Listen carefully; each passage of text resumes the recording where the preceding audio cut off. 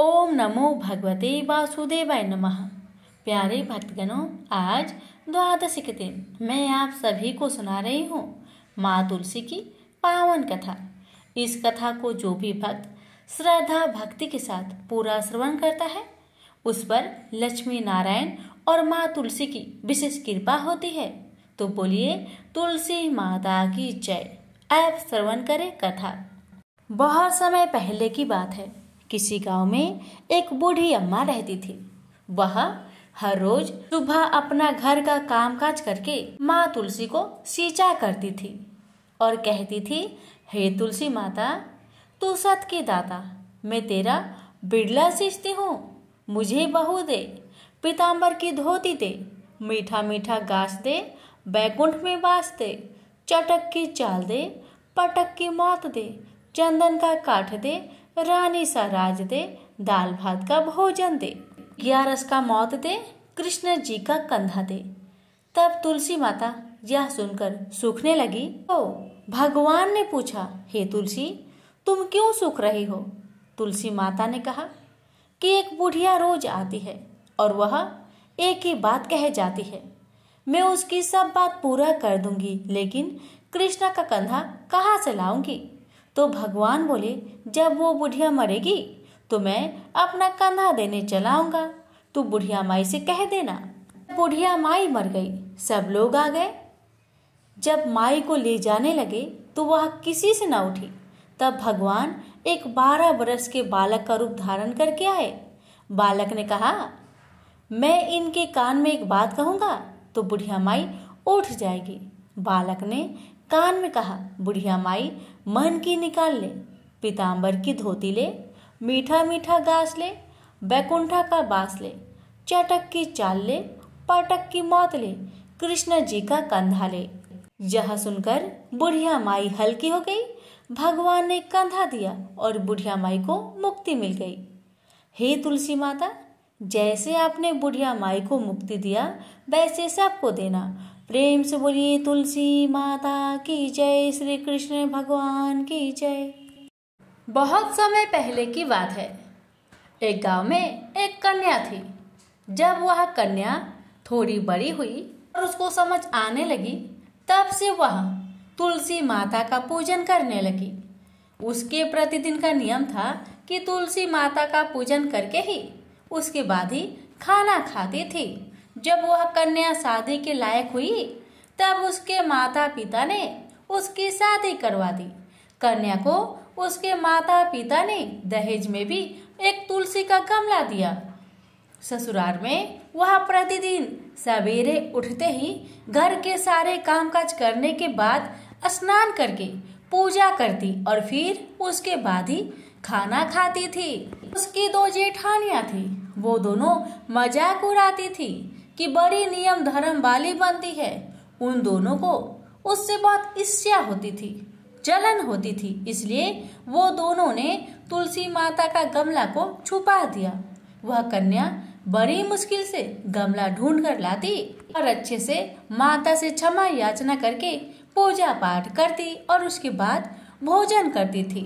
अब दोनों जेठानियां एक योजना बनाकर तुलसी का गमला को बहुत दूर फेंक देती है, जिससे वह कन्या तुलसी माता के गमला को ढूंढ ही न पाए। ऐसा ही हुआ। कन्या ने तुलसी माता को बहुत ढूंढा पर माता कहीं न मिली। वह बहुत परेशान हो गई। उस दिन उसने खाना भी नहीं खाया, क्योंकि उसका नियम जो था। उस कन्या के सच्ची भक्ति को देखकर तुलसी माता उससे प्रसन्न हो गई और उसके कमरे में स्वयं गमले के रूप में प्रकट हो गई। अगले दिन जब सुबह वह उठी तो कन्या क्या देखती है कि उसके रूम में तुलसी माता स्वयं प्रकट हो गई है। यह देखकर वह बहुत प्रसन्न हो गई कि अब तो मेरी तुलसी माता को कोई चुरा भी नहीं सकेगा। पूजन करने के लिए उसे कहीं जाना भी नहीं पड़ता था और कोई उसकी तुलसी माता को फेंक भी नहीं सकेगा। वह हर रोज सुबह जल्दी उठती, स्नान करके तुलसी माता का पूजन करती और कथा कहती और फिर उसके बाद खाना खाने बैठती। एक दिन की बात है कि उसकी दोनों जेठानियों ने उसे खाना खाते हुए देख लिया और मजाक करने लगी। लो देवरानी का नियम धर्म पूरा हो गया और उससे पूछती है कि तुलसी जी का पूजा तुमने कर लिया। देवरानी धीरे से बोलती है, हाँ मैंने कर लिया। जेठानिया बोलती है, कहाँ से पूजा कर ली? तुलसी जी का गमला तो हमने बहुत दूर फेंक दिया था। देवरानी कहती है, जेठानी जी जाकर मेरे कमरे में देख लीजिए।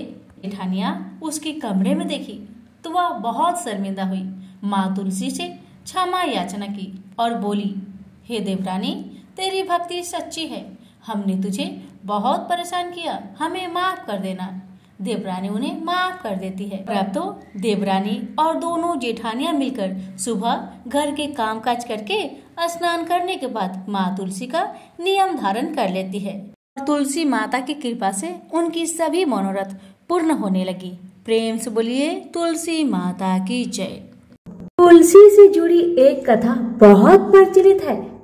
श्रीमद् देवी भागवत पुराण में इनके अवतरण की दिव्य लीला कथा भी बनाई गई है। एक बार शिव ने अपने तेज को समुद्र में फेंक दिया था।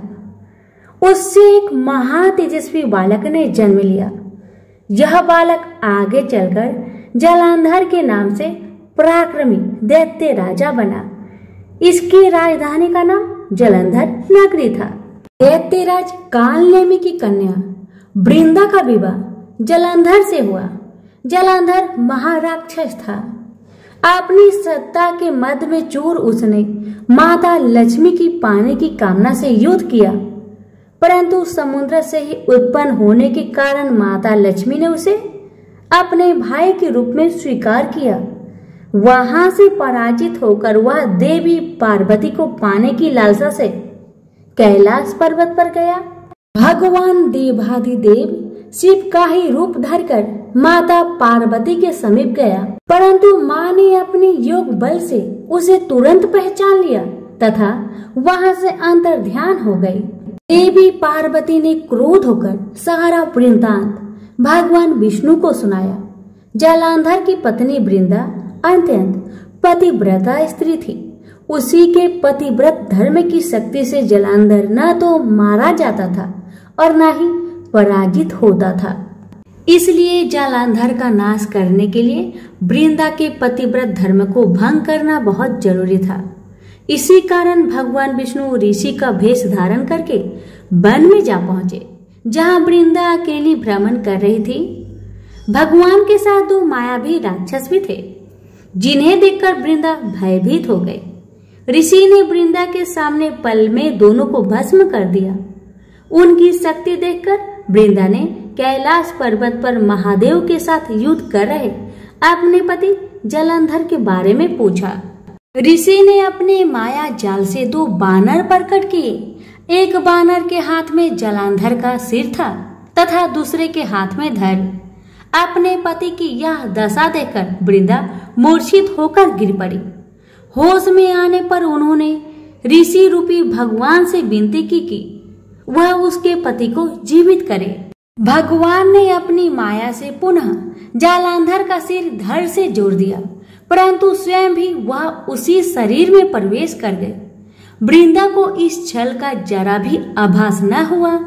जलांधर बने भगवान के साथ वृंदा पतिव्रता का व्यवहार करने लगी, जिससे उसका अस्तित्व भंग हो गया। ऐसा होते ही वृंदा का पति जलांधर युद्ध में हार गया। इसी सारी लीला का जब वृंदा को पता चला तो उसने क्रोध होकर भगवान विष्णु को शीला होने का श्राप दे दिया तथा स्वयं सती हो गई।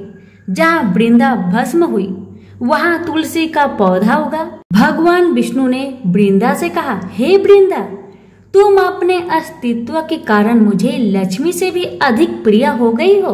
अब तुम तुलसी के रूप में सदा मेरे साथ रहोगी। जो मनुष्य भी मेरे शालिग्राम रूप के साथ तुलसी का विवाह करेगा उसे इस लोक और परलोक में विपुल यश प्राप्त होगा। जिस घर में तुलसी होती है वहाँ यम के दूत भी असमय नहीं जा सकते। गंगा व नर्मदा के जल में स्नान तथा तुलसी का पूजन बराबर माना जाता है। चाहे मनुष्य कितना भी पापी क्यों न हो, मृत्यु के समय जिसके प्राण मंजरी रहित तुलसी और गंगा जल मुख में रखकर निकल जाते हैं। वह पापों से मुक्त होकर बैकुंठ धाम को प्राप्त होता है। जो मनुष्य तुलसी व आंवलों की छाया में अपने पितरों का श्राद्ध करता है, उसके पितर मोक्ष को प्राप्त हो जाते हैं। उसी दैत्य जालंधर की यह भूमि जालंधर नाम से विख्यात है। सती वृंदा का मंदिर मोहल्ला कोट किशनचंद में स्थित है। कहते हैं इस स्थान पर एक प्राचीन गुफा थी जो सीधी हरिद्वार तक जाती थी।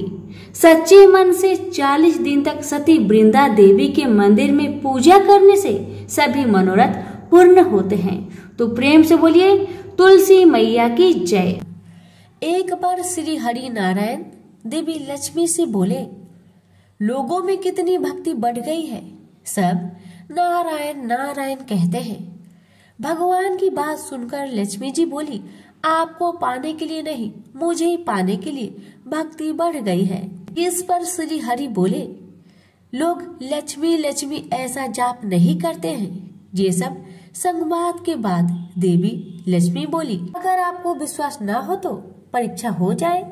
जिसके बाद भगवान विष्णु एक गांव में ब्राह्मण का रूप धारण करके गए और एक घर का दरवाजा खटखटाया।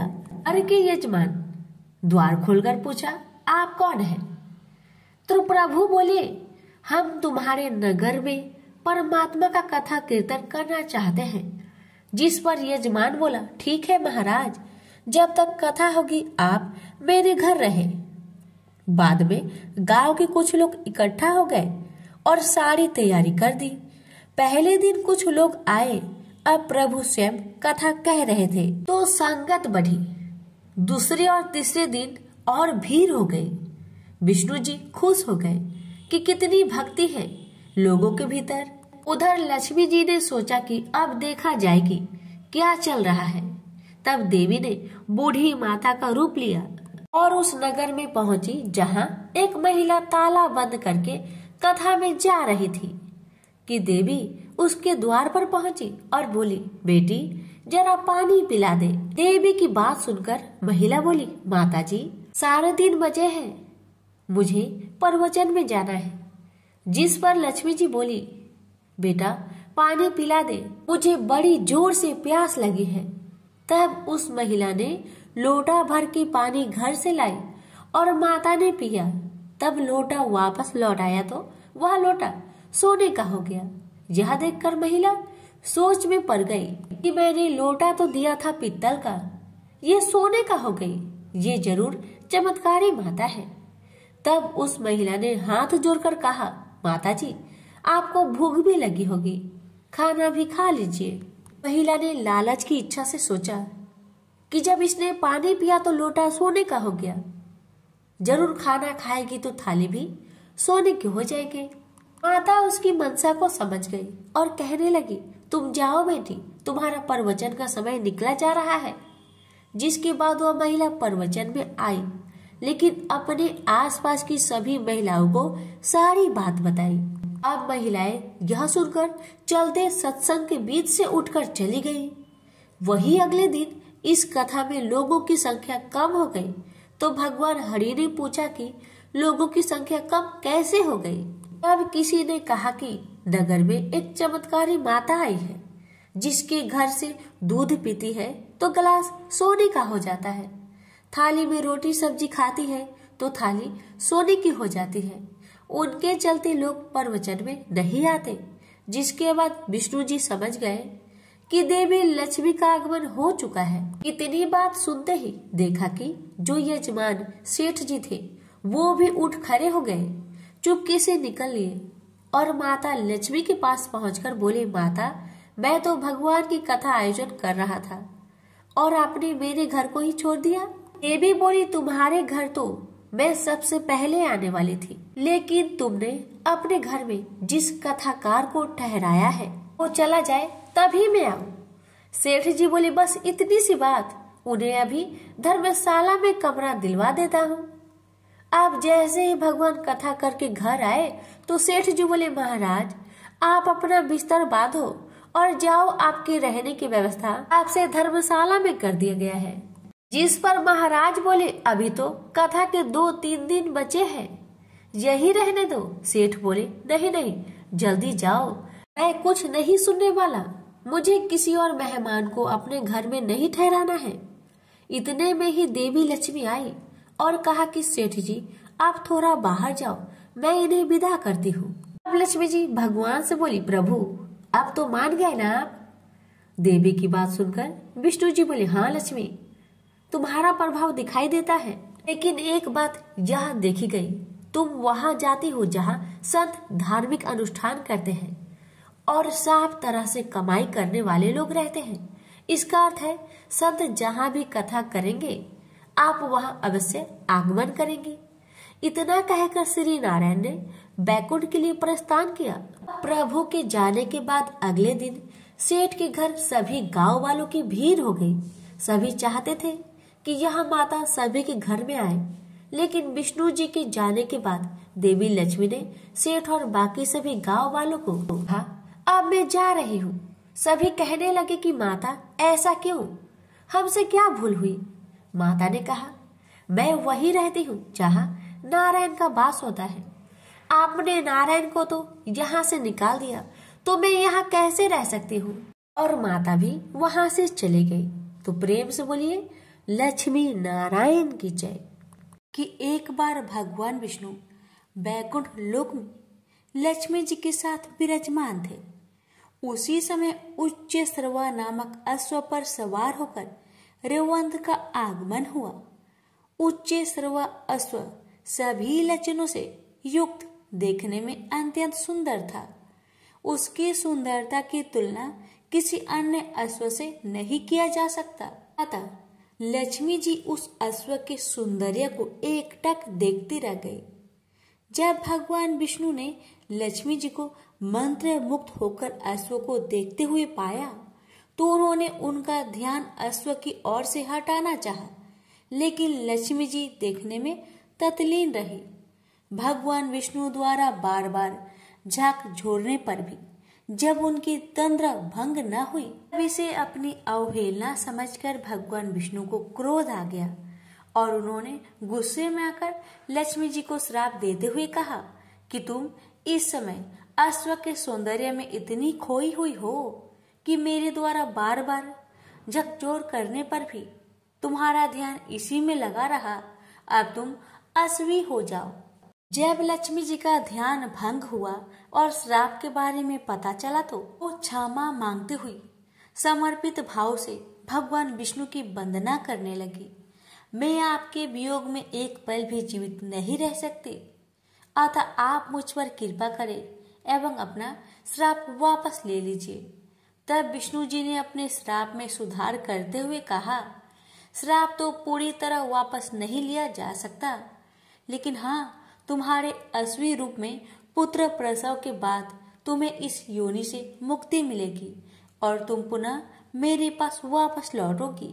भगवान विष्णु के श्राप से अश्वी बनी हुई लक्ष्मी जी यमुना पर तमसा नदी के संगम पर भगवान शिव की तपस्या करने लगी। लक्ष्मी जी के तप से प्रसन्न होकर शिव पार्वती के साथ आए। उन्होंने लक्ष्मी जी से तप करने का कारण पूछा। तब लक्ष्मी जी ने अश्वी हो जाने से संबंधित सारा वृत्तांत उन्हें सुना दिया और अपने उद्धार की प्रार्थना उनसे करने लगी। तब भगवान शिव ने कहा, देवी तुम चिंता ना करो, इसके लिए मैं विष्णु को समझाऊंगा कि वे अश्व का रूप धारण करके तुम्हारे साथ रमन करे और तुमसे अपने जैसा ही पुत्र उत्पन्न करे, ताकि तुम उनके पास शीघ्र वापस जा सको। भगवान शिव की बात सुनकर अश्वी रूपधारी लक्ष्मी जी को काफी प्रसन्नता हुई।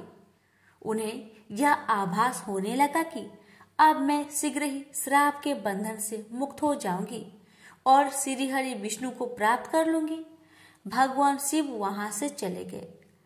अश्वी रूपधारी लक्ष्मी जी ने पुनः तपस्या में लग गई। काफी समय बीत गया, लेकिन भगवान विष्णु उनके समीप नहीं आए।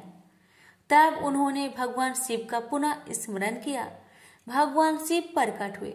उन्होंने लक्ष्मी जी को संतुष्ट करते हुए कहा, देवी धैर्य धारण करो, धैर्य का फल मीठा होता है। विष्णु अश्व रूप में तुम्हारे समीप अवश्य आएंगे।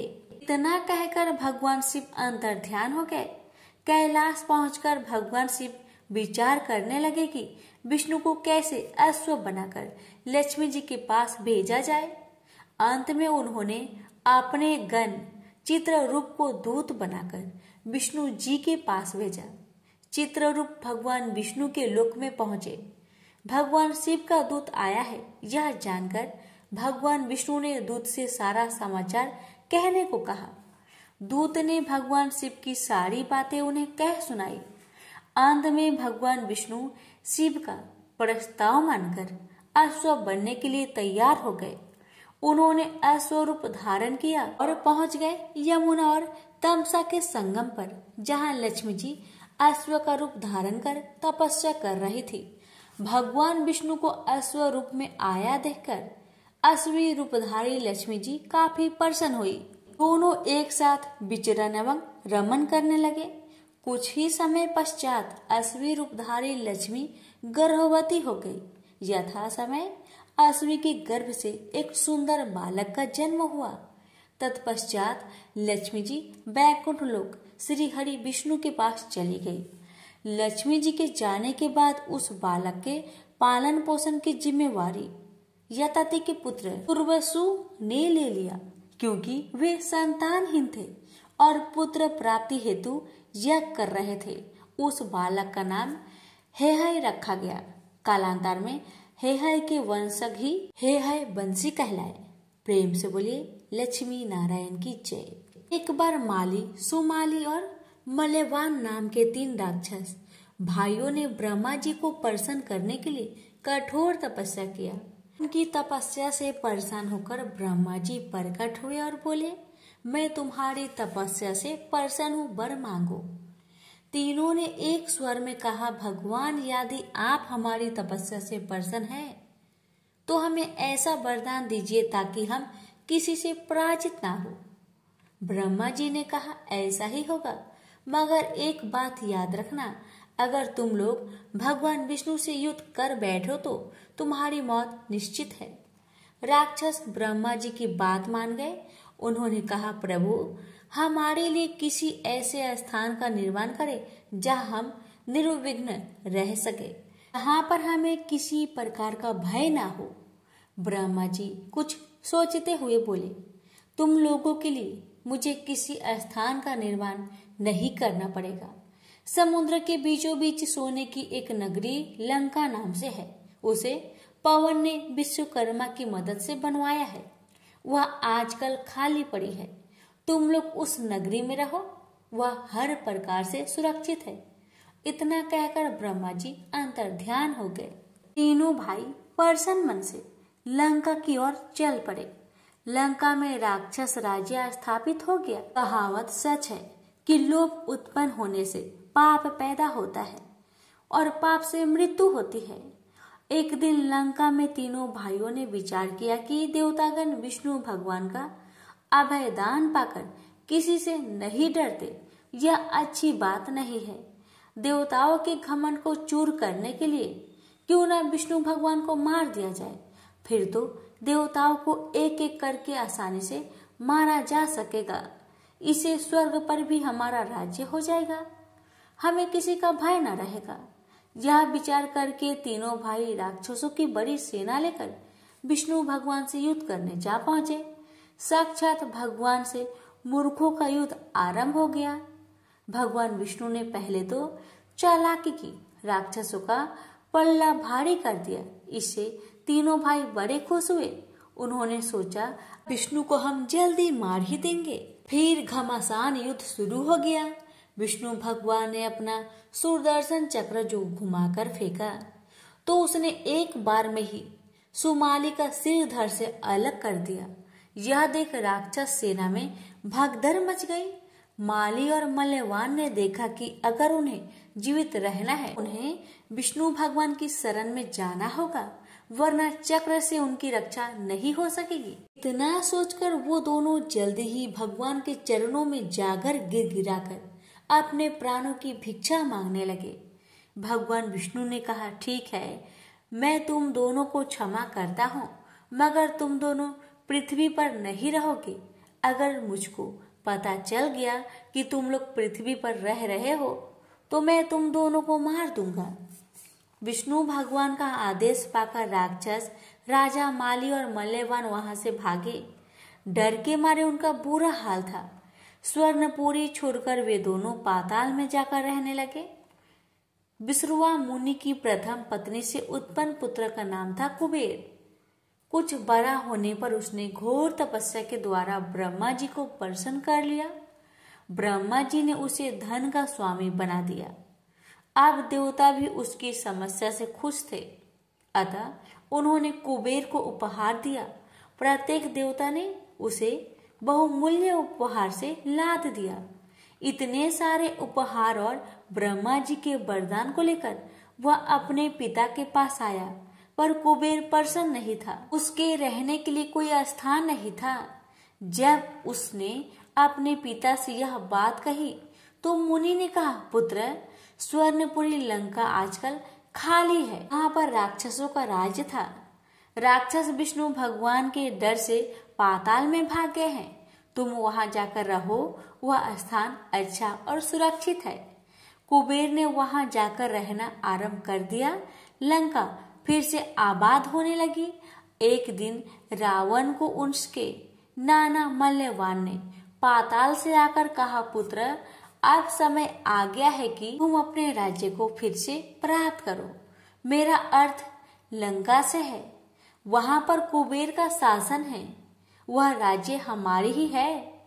हम उसके शासक थे, पर विष्णु भगवान के डर से हम पाताल चले गए और उस पर कुबेर ने अपना अधिकार जमा लिया है। राक्षस वंश के होने के नाते तुम ही उसके वास्तव में अधिकारी हो। रावण ने कहा, नाना जी, आप यह क्या कह रहे हैं? कुबेर तो मेरा बड़ा भाई है। उसको हटाकर मैं वहां का राजा कैसे हो सकता हूँ?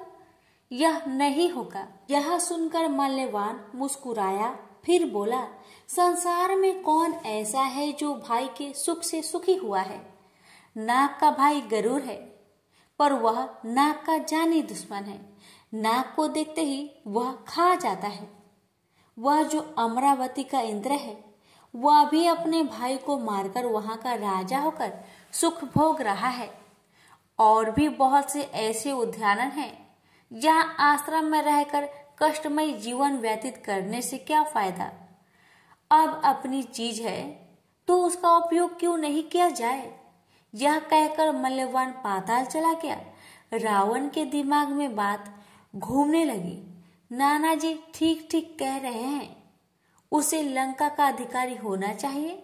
उसने तुरंत एक दूत को लंका रवाना करके अपनी बात को कहला भेजी। कुबेर उसके प्रस्ताव को सुनकर डर गया। वह भागा भागा अपने पिता के पास आया। सारी बात सुनने के पश्चात मुनि बोले, बेटा, झगड़ा करने से कोई फायदा नहीं। रावण बड़ा हठी और दुर्बुद्धि स्वभाव का लड़का है। एक बार उसके दिमाग में कोई बात घूम जाती है तो वह उसे पूरा ही करके छोड़ता है। अच्छा यह होगा कि तुम लंका छोड़ दो, उसी में तुम्हारी भलाई है। दुष्ट से झगड़ा करने से कोई लाभ नहीं है। कुबेर ने लंका छोड़ दी। रावण यह जानकर बड़ा प्रसन्न हुआ। लंका में फिर से राक्षस राज्य स्थापित हो गया। प्रेम से बोले, विष्णु भगवान की जय।